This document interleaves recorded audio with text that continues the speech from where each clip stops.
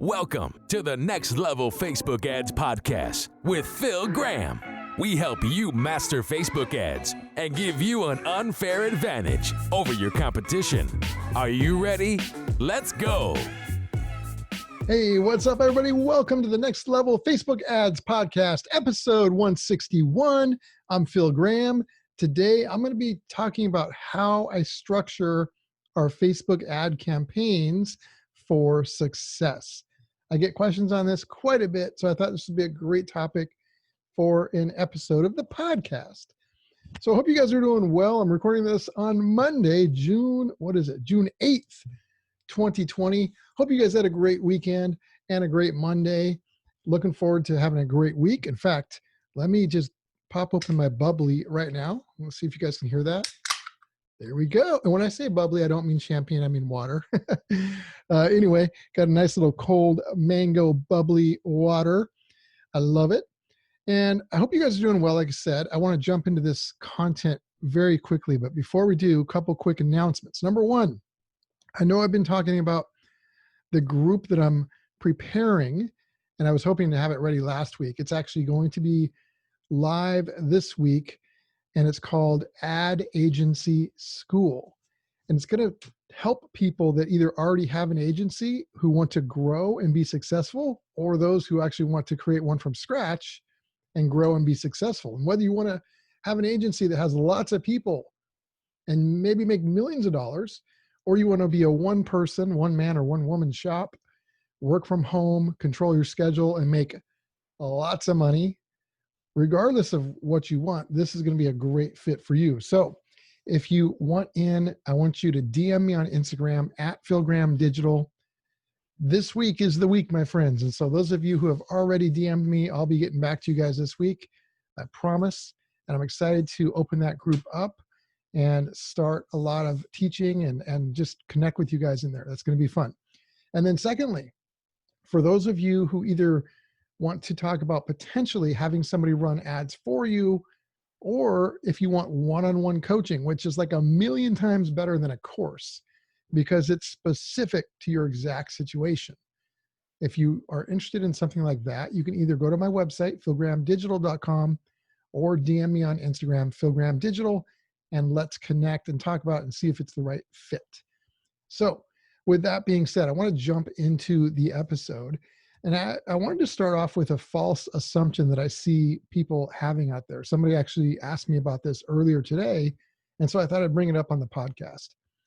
They were thinking that people out there are fearful, which is true. A lot of people are fearful. That we're in some crazy times. There's no doubt about it. But they were thinking that nobody is spending money. And that is a complete non-fact. That is not true. There's plenty of people spending money. And if you have that, I just hope that you don't have that mindset thinking that people aren't, because it's just not true. There's not only people spending money, there's people spending lots of money right now. In fact, yes, we're in crazy, scary, unpredictable times, but there's actually more opportunity now more than ever. And those of you who are listening to this podcast, that means you either know about Facebook ads or you're learning about it, which means that you have an edge over a huge portion of the population. Yes, it might be very tough for somebody who doesn't know that much about ads and social media, especially something like Facebook ads. But by you listening to this podcast, you already have a huge advantage. There is so much opportunity out there. It is insane, my friends. And so, yes, people are spending money. And if your product or your service can help people in some way, whether in my case, I can help people make money and get more customers, or whether maybe your product can help somebody lose weight or help them feel better about themselves or bring more joy into somebody's life or have any kind of use in their lives, whether you charge a little or a lot, there's plenty of customers and clients out there for you who are ready, willing, and able to spend money. And also, by the way, things are starting to open up like crazy. The stock market is booming. Airlines are coming back. Las Vegas is opening back up. Cruises are getting ready to go. Businesses are opening back up. And hopefully, my friends, hopefully, fingers crossed, I pray that the coronavirus does not come back and we're all good. Nobody knows what's going to happen, but as of right now, things are getting better. So there's lots of opportunity out there. Just don't fall into that trap thinking that people won't spend money or they won't spend money on a high-end product. It comes down to value. If you give them enough value and you can improve their lives, they will spend money and you will help them. And it's a win-win situation. All right, with that being said, I want to jump into this content real quick. It's not going to be too long because I don't want to confuse the heck out of you guys. So I'm going to give you a simple basic structure that I recommend you guys use when you create Facebook ads. A mistake I see a lot of people make is they just make all kinds of different ads and ad sets and campaigns and stuff with just no real system or structure. And if you're just running a few ads here and there, it's really not a big deal. You can get away with it. But if you start running a lot, or if you start doing what you should be doing, and depending on your budget, but if you have enough budget to really test a lot, which would be ideal, then real quick, it's going to start getting crazy, and it's going to be hard to identify certain things and run proper tests. So I'm going to give you guys a simple structure that you can start using.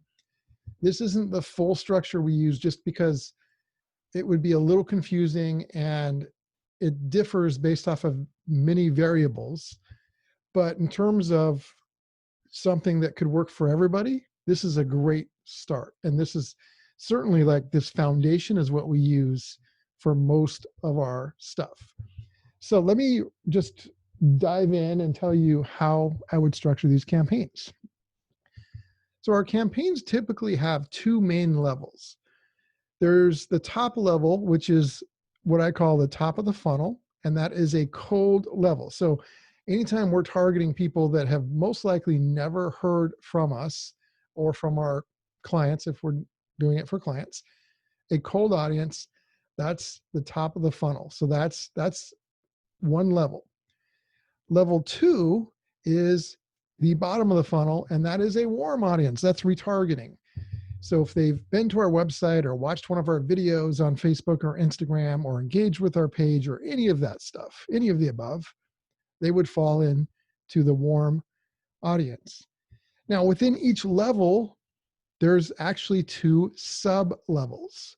So I'm going to try and kind of go through this a little bit slow so that it's not too confusing. So the two sub-levels, and this depends on budget as well. I mean, if you have a tiny budget, you're probably not going to be able to do all this. But ideally, you're going to want to, have these sub-levels as much as possible. So there's two sub-levels.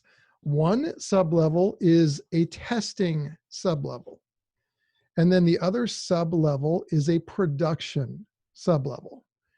So let's talk about the testing one first. When we're testing things, and there's a lot of things we test, you guys. We test headlines, images, thumbnails if it's a video, ad copy, different angles and stuff for our copy. Of course, we test different audiences of all kinds, broad and segmented stuff like that. We test landing pages and offers, and the list goes on and on and on. We test a lot of different things. So all of that stuff happens in the testing level.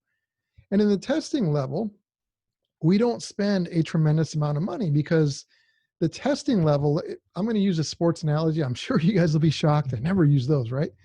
The testing level would be like, let's say, college. Maybe you're in college playing a college sport, college football or college basketball. You're not quite to the pros yet. You haven't proven yourself enough yet to be able to be in the pros. And so when we're testing stuff, we're not going to spend a fortune on what we're testing, right? Because it hasn't proven itself. But once we run an ad and it does really well in the testing level, the data is like, oh my gosh, this is amazing. Our click-through rate is great. Our ROI is awesome. Everything looks great. Guess what? That is like somebody who's proven themselves who can now go to the pros. And the pros is our production level. So we test in the testing level. When an ad does really well, it gets promoted and we take it out of the testing level and put it into the production level. And guess what? In the production level, guess what happens? We spend a lot more money on that ad because it's proven itself. And we still do a little bit of testing. We still do test in the production level, but we probably test like 90% less because it's already proven itself in the prior level. So what we do is we just spend more money in the production level. Does that make sense? So we've got this testing level where we're not spending a tremendous amount of money on ads. We're just doing a lot of different tests, looking for things that are going to work. And then when we find a combination of an ad, an audience, et cetera, that does really well, we'll spend a little bit more on it just to make sure that it's going to do well at a higher spend. And then when it does, it comes out of testing into production. And then in production, we raise the budget quite a bit. And then of course we watch and make sure it still does well. But at that point, we've got a good production level that works awesome for us. And then we test something else in our testing level at smaller budgets. So using this system, when you're testing, you're not spending a fortune on your testing. You're spending the bulk of your money in the production level on stuff that's already proven. So if you were the owner of like a basketball team, in most cases, you wouldn't want to spend a fortune on a college player before they're proven. Obviously, there's exceptions, but for the most part, you would much rather spend your money on a proven NBA player like LeBron or something like that, who's already won a championship or played well at the pro level, versus somebody who hasn't, who maybe has done well in college, but they haven't quite done that in the pros yet. It's the same thing in ads. You don't want to have some huge ad budget in your testing level.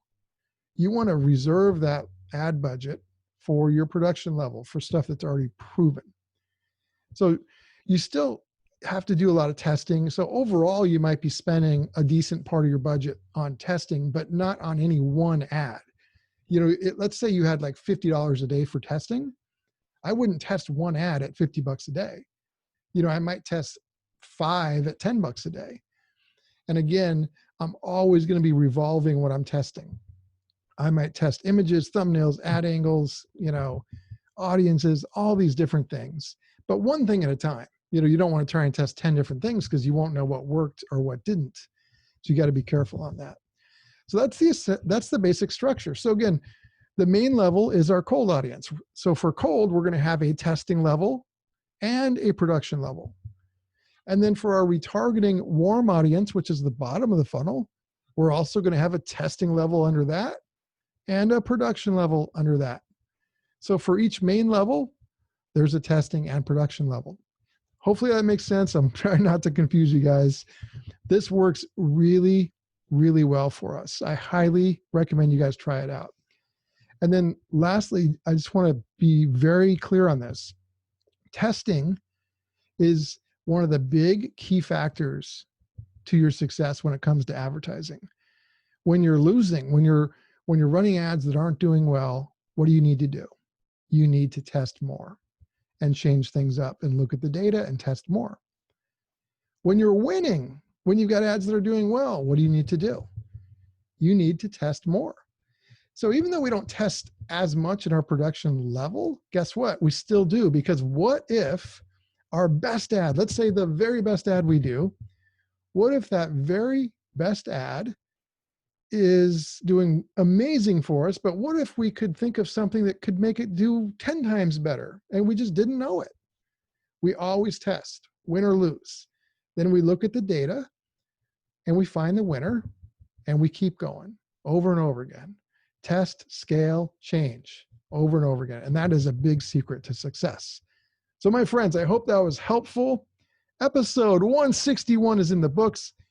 Remember, if you want in on the Ad Agency School Facebook group, or if you're interested in coaching or having ads possibly run for you, hit me up on Instagram at PhilGrahamDigital, or go to my website, PhilGrahamDigital.com. You guys, thank you so much for listening. I appreciate your time. I hope you have a great rest of the week, and we'll talk to you next time.